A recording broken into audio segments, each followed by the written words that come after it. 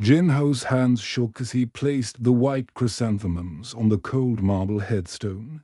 The Seoul Memorial Cemetery stretched endlessly under the autumn sky, filled with thousands of graves from that terrible day 10 years ago.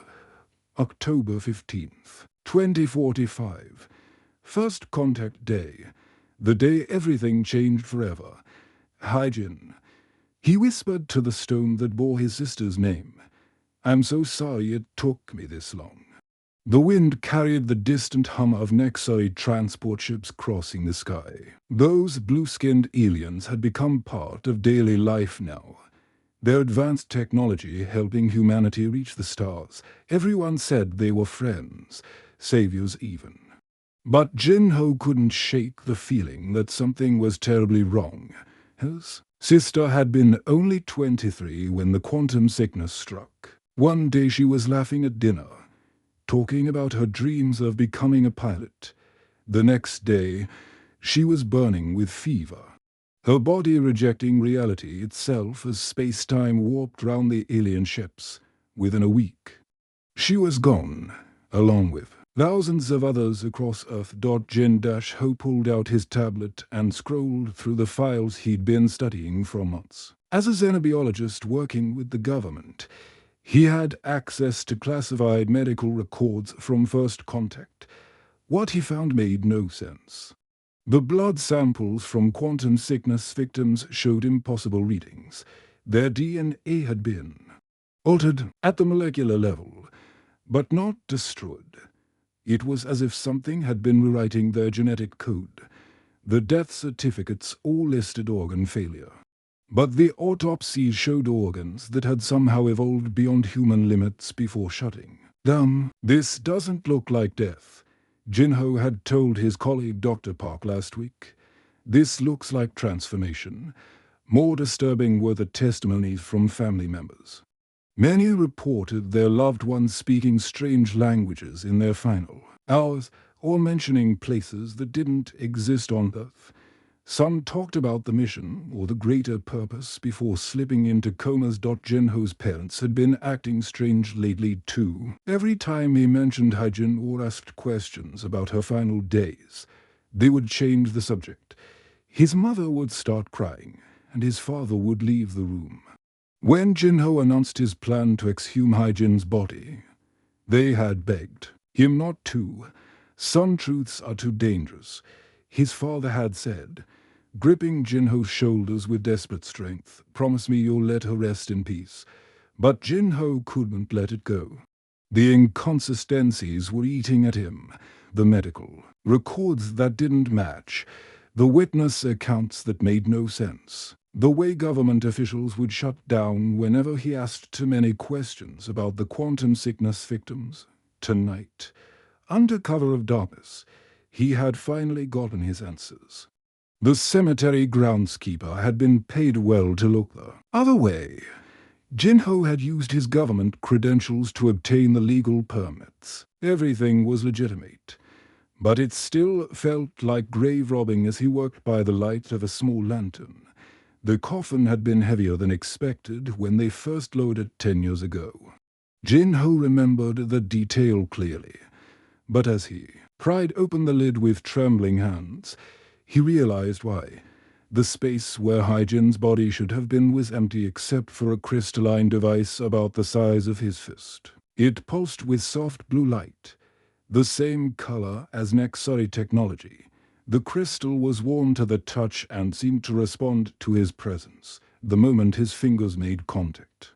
The world exploded into light.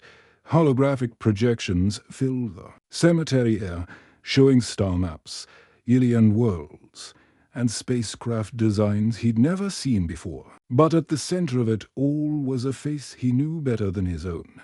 Hello, little brother. Haijin looked exactly as she had 10 years ago, but older, wiser. Her eyes held secrets that made Jinho's heart race. She wore clothes he didn't recognize, made from materials that seemed to shift and change color in the holographic light. If you're seeing this message, she continued, then you've learned the first truth. I'm not dead. Jinho, None of us are dead. Jinho's legs gave out, and he collapsed onto the damp grass beside the empty grave. His sister's voice continued, calm and reassuring despite the impossible words she was speaking. The quantum sickness was never a disease. It was a selection process, a transformation. We volunteered. Jinho, all of us who died that day volunteered for something bigger than ourselves, behind her in the hologram.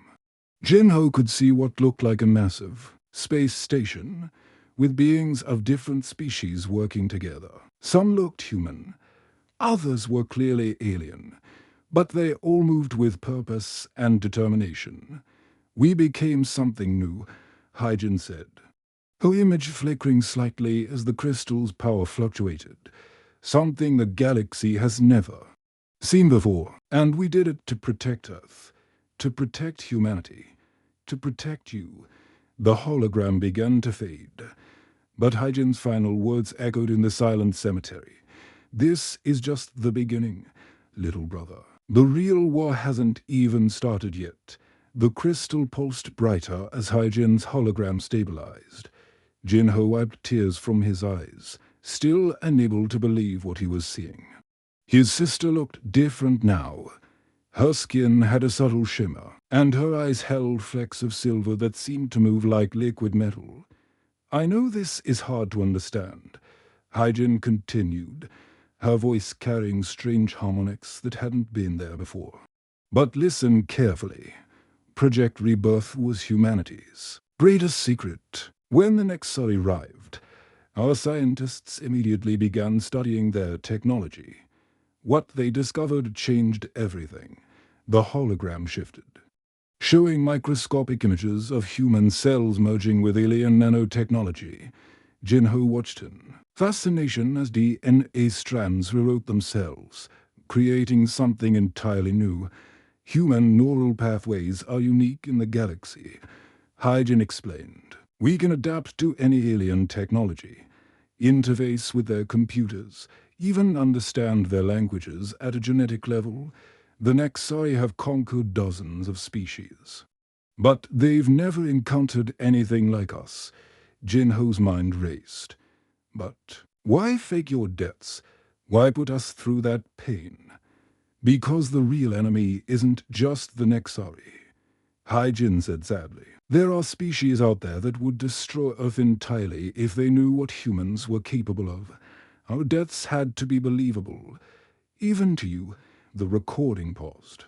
And suddenly Jinho's phone buzzed with an encrypted message. The sender ID showed a name that made his heart stop.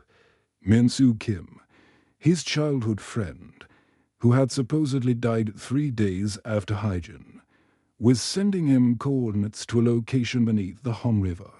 The message was simple. Meet me at midnight. Come alone. Trust no one else. Jinho stared at his phone in disbelief. Minsu had been his best friend since elementary school. They had played soccer together, studied for exams, dreamed about exploring space someday. Jinho had cried at Minsu's funeral, had visited his grave every year on the anniversary dot as midnight approached.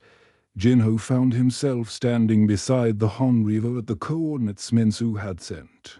The location seemed ordinary, just a maintenance shed near the old subway tunnels. But when he entered the code from the message, a hidden elevator descended deep underground. The facility that opened before him was beyond anything he could have imagined. Massive screens showed star maps of the entire galaxy, with thousands of blinking dots representing human agents scattered across alien worlds. Advanced spacecraft that looked like nothing Earth had ever built sat in launch bays, their hulls gleaming with the same blue energy as Nexari technology, but somehow improved. Jinho, he turned to see Minsu approaching, but his friend looked completely different. Like Hyjin, Minsu's appearance had been enhanced. He moved with fluid grace, and his eyes held the same silver flecks, but the smile was pure Minsu, warm, mischievous, alive. I've missed you, brother, Minsu said, embracing Jinho tightly. "I've wanted to contact you for years, but the mission came first. This is impossible," Jinho whispered, looking round at the bustling facility. Dozens of people worked at computer stations. All of them supposedly dead victims of quantum sickness. "How many of you are there?" "In Korea alone, about 3,000. Minsu replied casually. "Worldwide, we're looking at maybe 50,000 enhanced humans scattered across the galaxy. The largest secret army in galactic history." A familiar voice called out from across the room. "Jinho, is that really you, Mrs. Park?"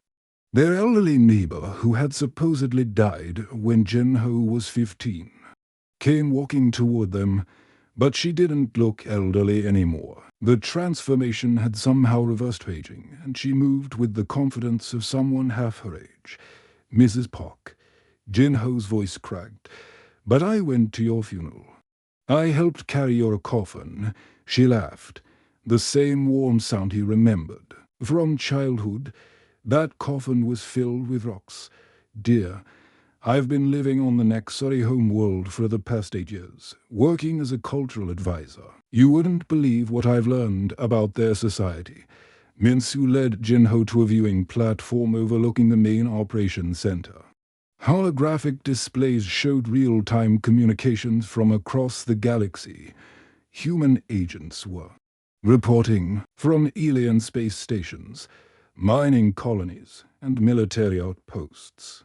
"The Nexari think they're so superior," Minsu explained, his voice carrying new depths. "They've conquered 17 different species using the same playbook. Rive peacefully. Offer beneficial technology. Create economic dependence. Then slowly absorb the target culture. But humans are different," Mrs. Park added, joining them at the platform. "We adapt, we learn. We pretend to be weak while we study every aspect of their technology and society." Jinho watched as data streamed in from human agents throughout Nexus space. Ship designs, military strategies, economic reports, political intelligence, everything needed to understand the enemy completely. "Your sister is currently serving on the Nexari High Command," Minsu continued. "She's helped design their next wave of expansion ships. Of course, she's also installed hidden backdoors in every system she's touched." A massive holographic display showed the current positions of enhanced humans throughout the galaxy. They had infiltrated every level of Nexari society. Scientists, military officers, administrators, even family members through marriage. "We've been playing the long game," Mrs. Park said with a sly smile. "While Earth pretends to be grateful for a Nexari friendship, we've been preparing for the real war.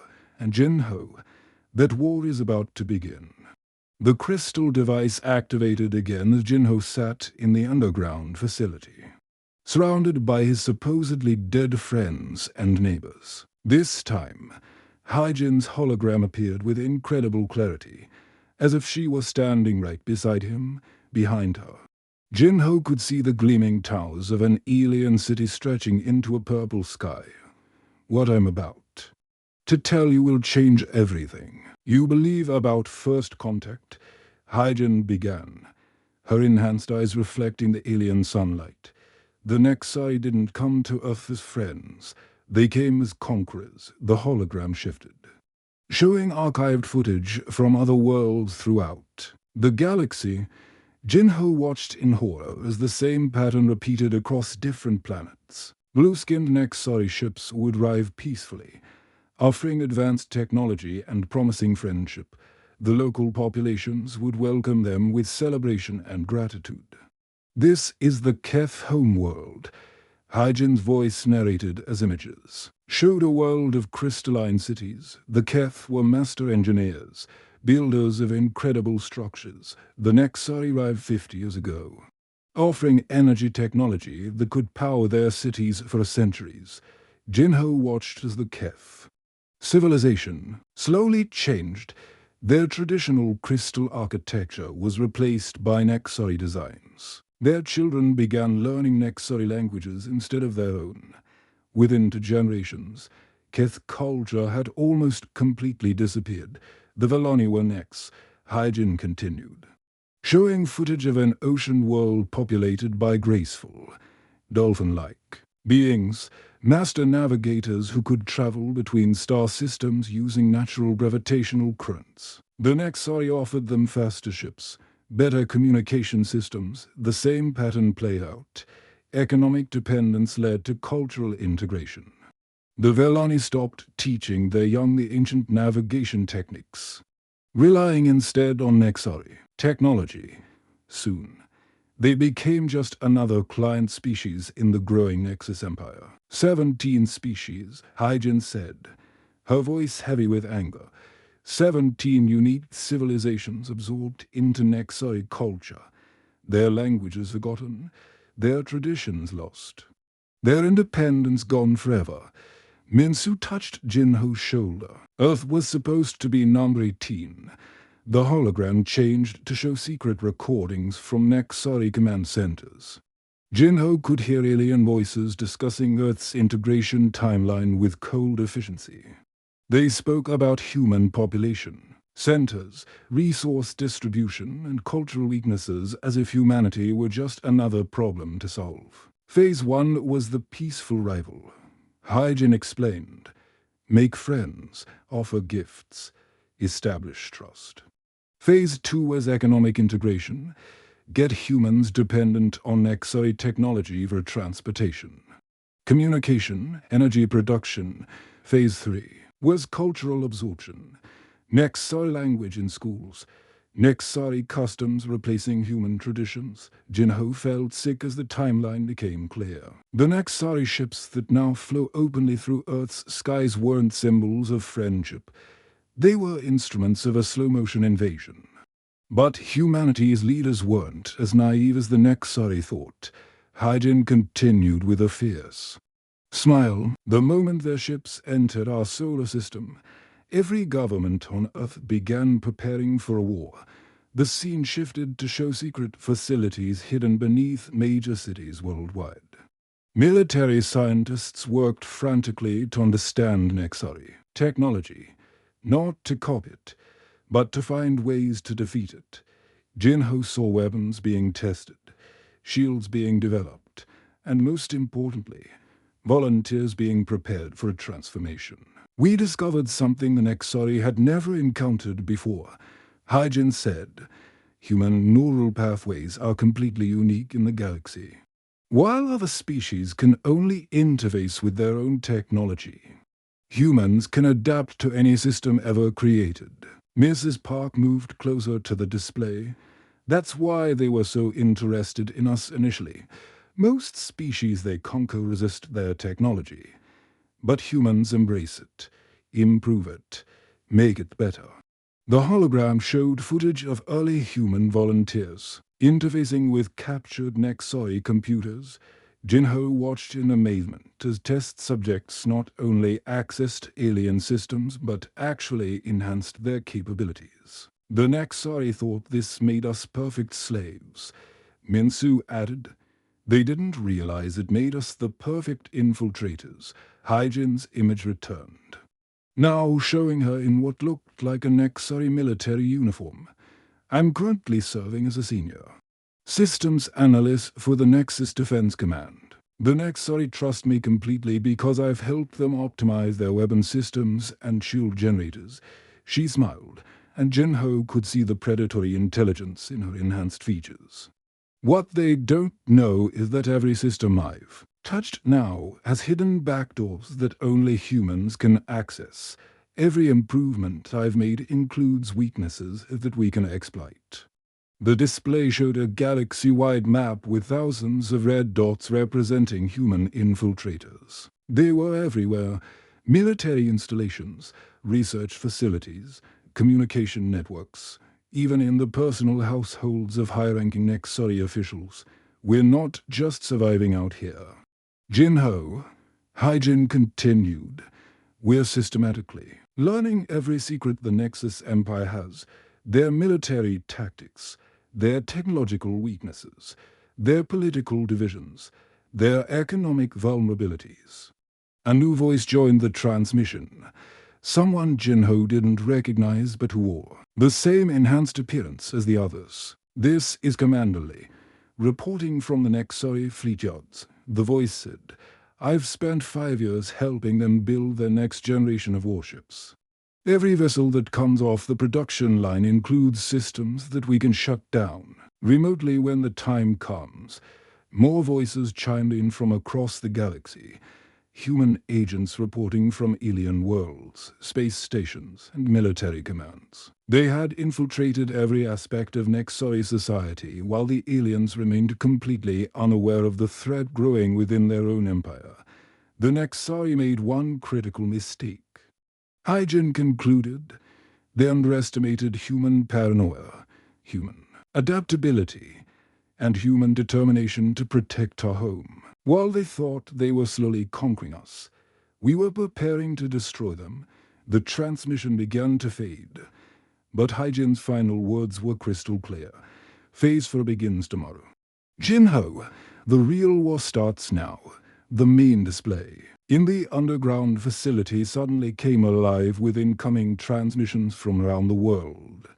Jinho watched in stunned silence as dozens of video feeds opened simultaneously, showing similar hidden bases beneath every major city on Earth. "Tokyo Control, online," came a voice in accented English. A Japanese woman who looked remarkably like the enhanced humans round Jinho appeared on screen. "We have 1,500 operatives ready for activation. London Command, standing by," reported a British man with the same silver-flecked eyes.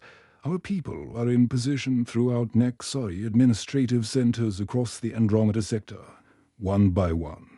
Cities across Earth reported in: New York, Moscow, Cairo, Mumbai, Sydney. Every major population center had been hiding its own army of supposedly dead volunteers. Jinho realized he was witnessing the largest coordinated military operation in human history. Minsu pulled up a holographic display showing the global network, 50,000 enhanced humans.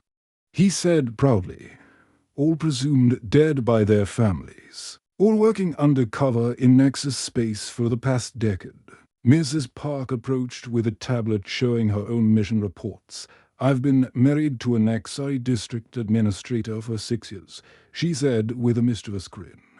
"Poor Kethalan thinks his human wife is just a harmless cultural exchange." Participant: "He has no idea I've been downloading classified military data from his personal computer every night." The scale of the deception was breathtaking. Jinho learned that human agents had infiltrated every level of Nexari society.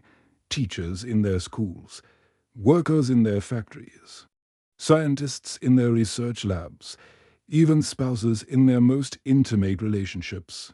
"Your sister holds the most important position of all," Minsu explained, bringing up Hygiene's personnel file, strategic systems coordinator for the entire Nexus Defense Command.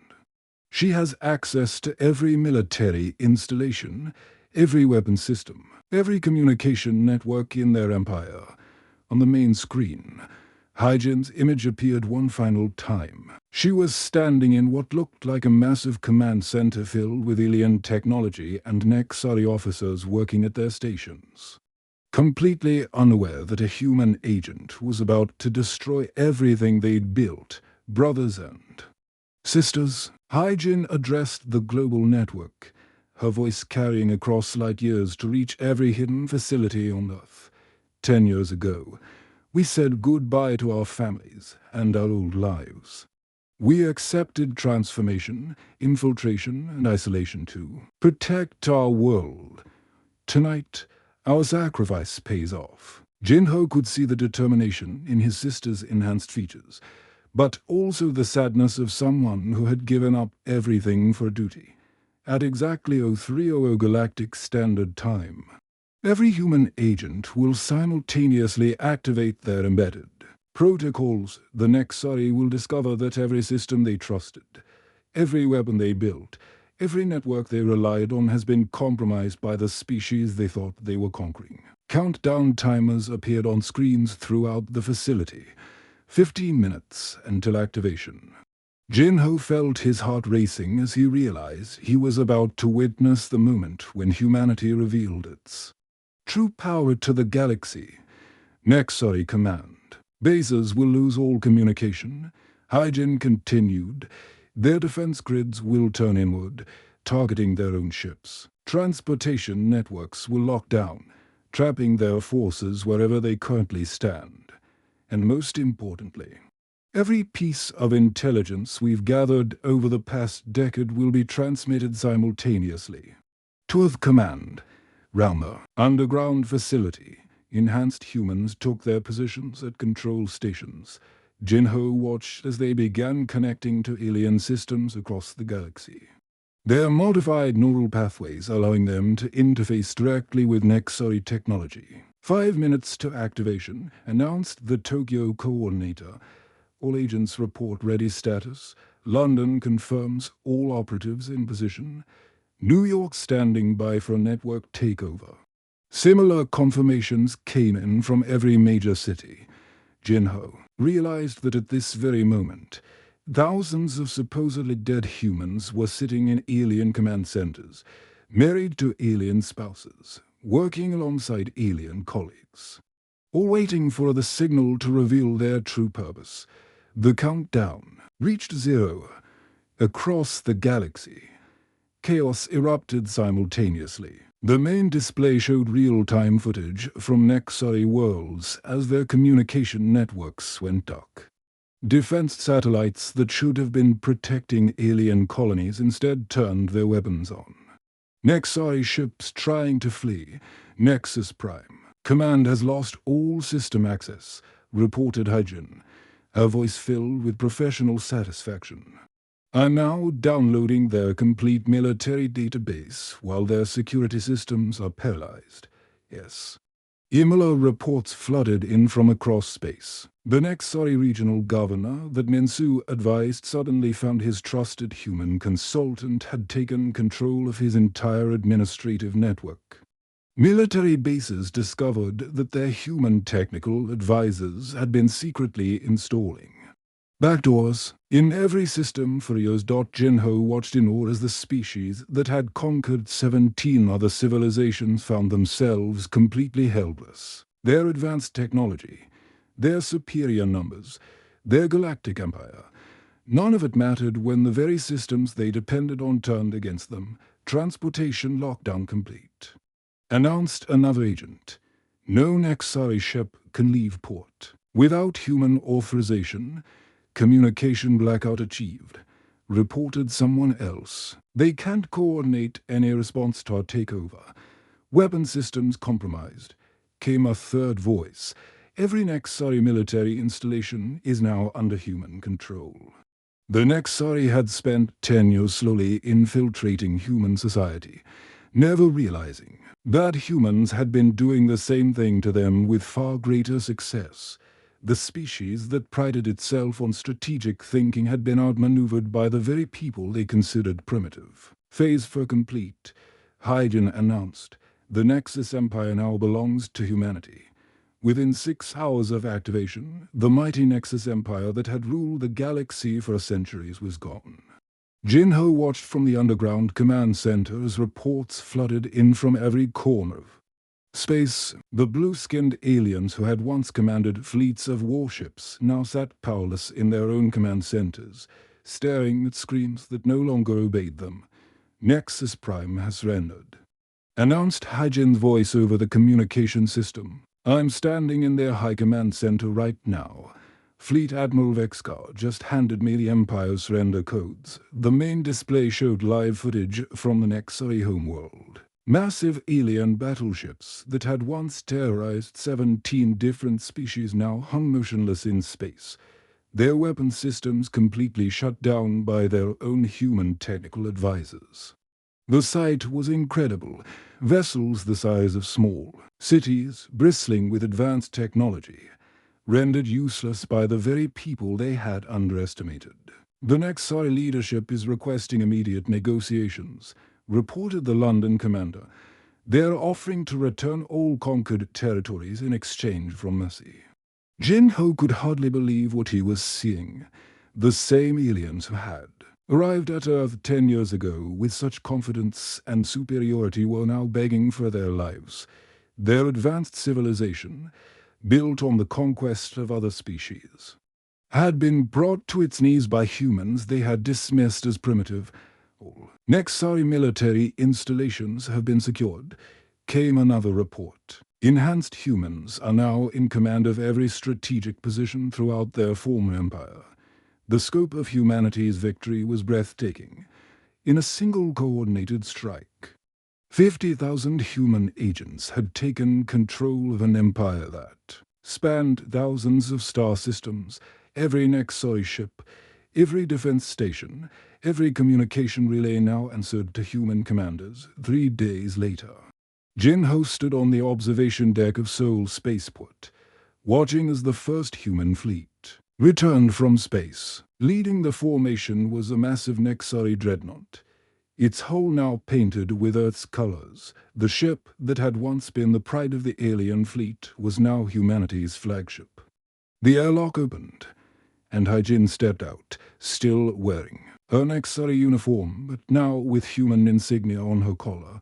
She looked tired but victorious, carrying herself with the confidence of someone who had just changed the course of galactic history. "Welcome home, Admiral," Jin-Ho said, using her new rank.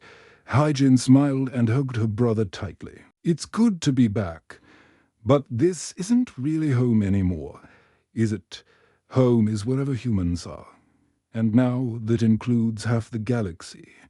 Behind her, a group of Nexari officers walked nervously under human guard. These were the same beings who had once planned to slowly absorb Earth's culture and reduce humanity to a client species. Now they shuffled forward with their heads bowed, waiting to learn their fate from the species they had tried to conquer. "The galaxy is watching," Ajin said as they walked through the spaceport. 17 species that were conquered by the Nexari are now free. They're all eager to establish diplomatic relations with humanity. Jin-Ho watched as alien ambassadors from across the galaxy arrived at Earth's spaceports, the Kef. With their crystalline bodies came bearing gifts of architectural knowledge. The Valoni, the dolphin-like navigators, offered to teach humans their ancient star travel techniques. Every species that had been absorbed by the Nexus Empire now wanted to be humanity's ally. "They're all terrified of us," Haijin explained as they reached the cemetery where this entire story had begun. "Word has spread throughout the galaxy about what we accomplished. 50,000 humans infiltrated and conquered an empire that had dominated space for centuries. The same marble headstone that had marked Haijin's fake grave now served as a memorial to all the human agents who had sacrificed their old lives for this mission. Fresh flowers covered the ground, placed there by families who now knew the truth about their supposedly dead loved ones. "The other species made a critical mistake," Haijin continued, standing beside her own gravestone. "When the Nexari conquered them, they fought honorably. They followed the rules of war. They trusted that their enemies would keep their word." Jin-Ho looked at his sister, still amazed by her transformation. She appeared human, but he could see the enhancements, the silver in her eyes, the way she moved with perfect precision. The aura of someone who had become something more than human. "And we didn't fight honorably?" he asked. Haijin's smile was the same mischievous expression she'd worn as a child when she'd outsmarted their parents or won a game through clever deception. "We're human, Jin-Ho. We don't fight fair. We adapt. We lie. We sacrifice everything to protect what we love. And we never, ever give up." She gestured toward the sky, where human ships now patrolled alongside captured Nexari vessels. The Nexari thought they were dealing with a primitive species that would be grateful for their technolog. Why and guidance? They never imagined they were facing a species that would spend 10 years pretending to be weak while systematically infiltrating and conquering their entire civilization above them. The former Nexus territories now displayed Earth's flag. Thousands of star systems that had once served alien masters now took orders from human commanders. The greatest empire in galactic history had been defeated not through superior technology or overwhelming force, but through human cunning and determination. Every species in the galaxy now knows the truth, Hyjin said as they watched the sunset over. So, humanity doesn't just survive in this universe. We dominate it, and anyone who tries to threaten Earth or any human world will face the same fate as the Nexari. The blue-skinned aliens who had once arrived as conquerors now worked as laborers and advisors under human supervision. Their advanced technology had been reverse-engineered and improved by human scientists. Their military knowledge had been absorbed and enhanced by human strategists. Jinho realized that this was just the beginning. Humanity now controlled the most powerful empire in the galaxy. And other species were already approaching Earth with offers of alliance and trade. The species that had once hidden on a single world now commanded the stars. The galaxy belongs to humanity now, Hyjin said softly. And we'll make sure it stays that way. The end.